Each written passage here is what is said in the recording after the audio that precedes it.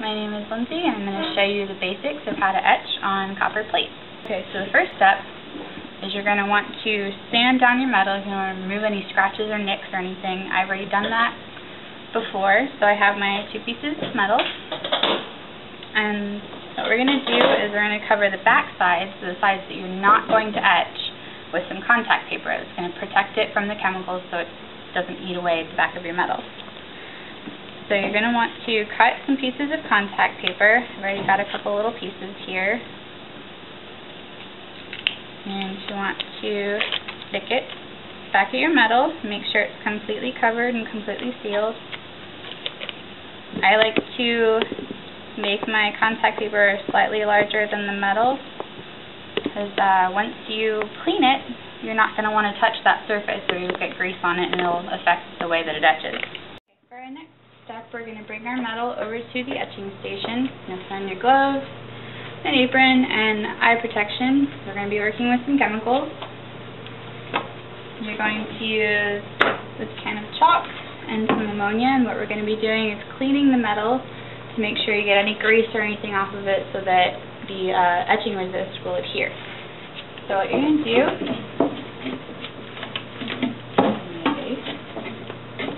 just open this. There we go. You get a little bit of this chalk powder into your metal.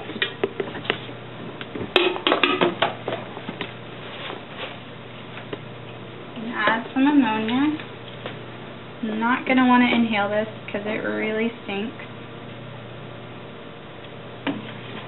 And use your sponge and make a little bit of a paste on your metal. Just kind of scrub it. Make sure you completely cover the metal if you want to get any fingerprints or anything off of there.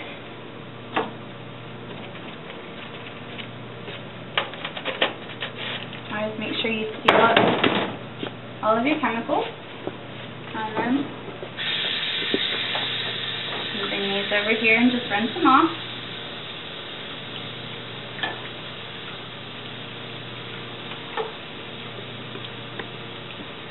Make sure you get all of that off of your plate.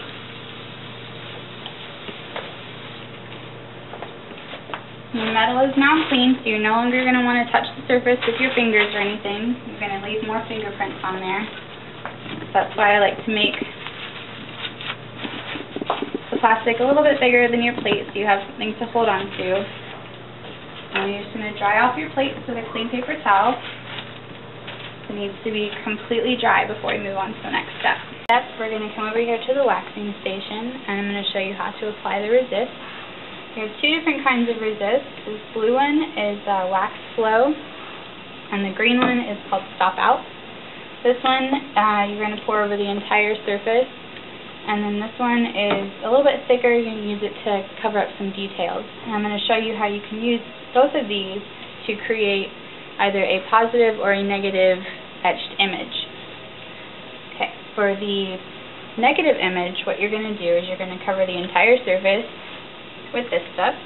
So you're going to come over here to the waxing station. If you have a bigger piece of metal, you would use the stand to prop it up, but obviously mine is very small and it's not going to fit on there. So I'm just going to hold it. I'm going to take this over the tray, and you're going to cover the entire surface with your wax. Make sure it's totally covered. And let that drip for a second.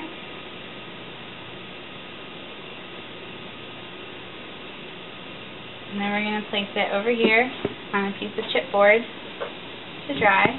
While that other piece is drying, we're going to be working with our second piece of metal, and I'm going to show you how to create a positive relief. What you're going to do is we're going to be working with the stop out and a small paintbrush, and you're going to apply the wax in the design that you want etched. So just paint it on here. You want it pretty thick so that the acid does not eat through.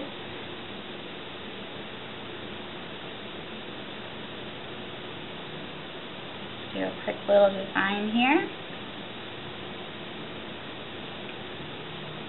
And the way this works is the stop out will keep the acid from eating where you've applied it, and will only eat at the exposed areas around it, so that when you remove your resist, you will have a raised pattern. After you have your image in place, you're going to use the stop out and your paintbrush again, and you're going to paint just along the edges of your metal, and that's going to keep the acid from eating at the edges of your piece and making it any smaller.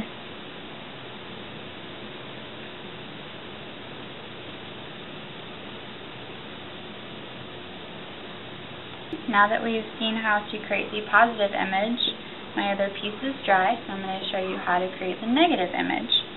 I've already gone back and painted the stop out around the edges of this one like we did with the other plate, because you still need to protect those edges. And what you're going to do is, whereas on this piece you painted the stop out where you did not want it to etch, you are now going to scratch away the resist where you do want it to etch. So I've got my metal stylus. This is what I'm going to use to scratch through the resist. So basically, again, you're just like drawing on it. So you just use that. You can kind of see where you're making your lines. Just create your design. Now that we've got our metal fully prepared, we're going to come back over here to the etching station. This is actually our tank where the solution is, and we're going to be working with ferric chloride, which is an acid, like I said, so you're going to want to be using your safety gear again. You don't want to get this on you. It will stain. And first of all, we're going to cut some long pieces of tape, and you're going to attach these to the backs of your plate. You want to try to cover as much of your plate as you can with that, because you don't want these to fall off into the acid, because you will never get it out.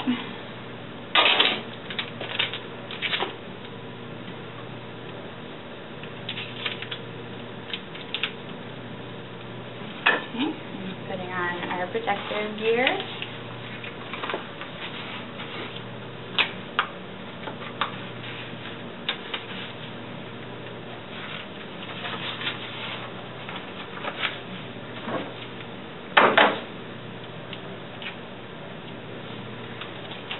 Take your plate by the tape and lower it down in there until it's completely submerged.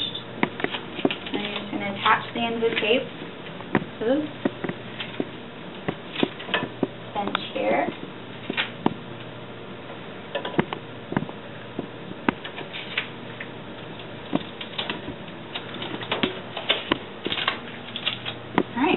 And you're just going to let that sit in there for a while. Right, and with that, our plates have been sitting in here for about 25 minutes or so.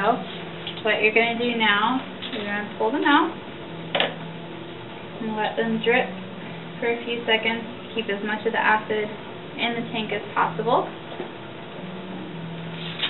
And then we're going to use the hoses to rinse it off.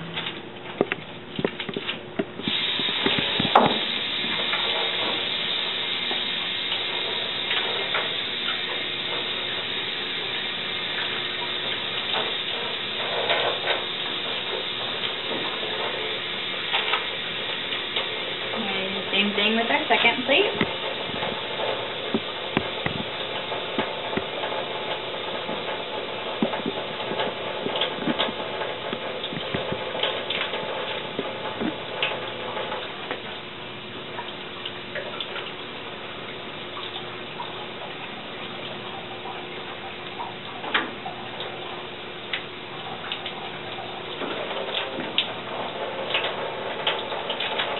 Once you've got it all rinsed off, you can go ahead and pull the backing off of it.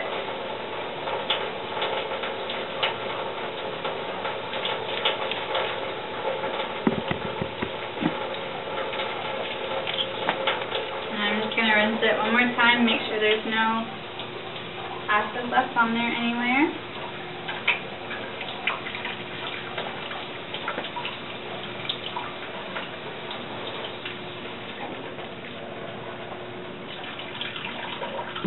The next step is to take the resist off so we can see our etched design. So we're going to come over here. I have a bucket down here of soda ash. You want to be careful with this stuff because it will burn you. Definitely don't want to inhale it because it burns as well. So I'm just going to get a scoop of this, about half a scoop or so. Put it in a tray. Again, make sure you seal this up. And then we're going to fill it with hot water.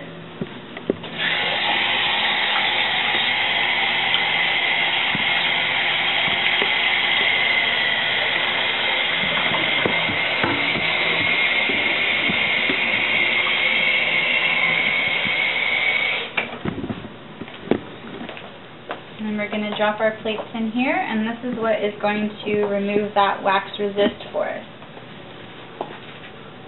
Just kind of stir that around in there a little bit. We're going to use the brush here.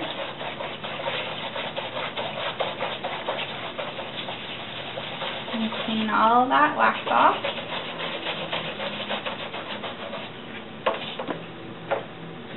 The longer it soaks, the easier it's going to be to get that off.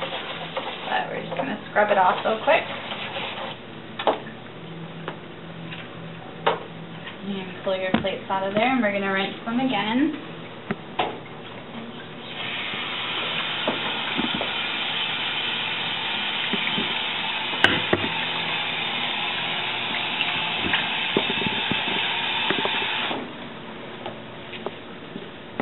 Now that you've got all your chemicals off of there, it's safe for you to go ahead and touch them. So we're just going to dry these off, and then you'll be able to see the results.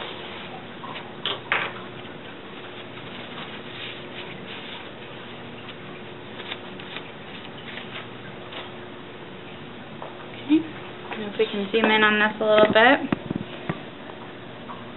This is the one where we painted on the etching resist. So you can see this right here is raised, and all this background area has been eaten away.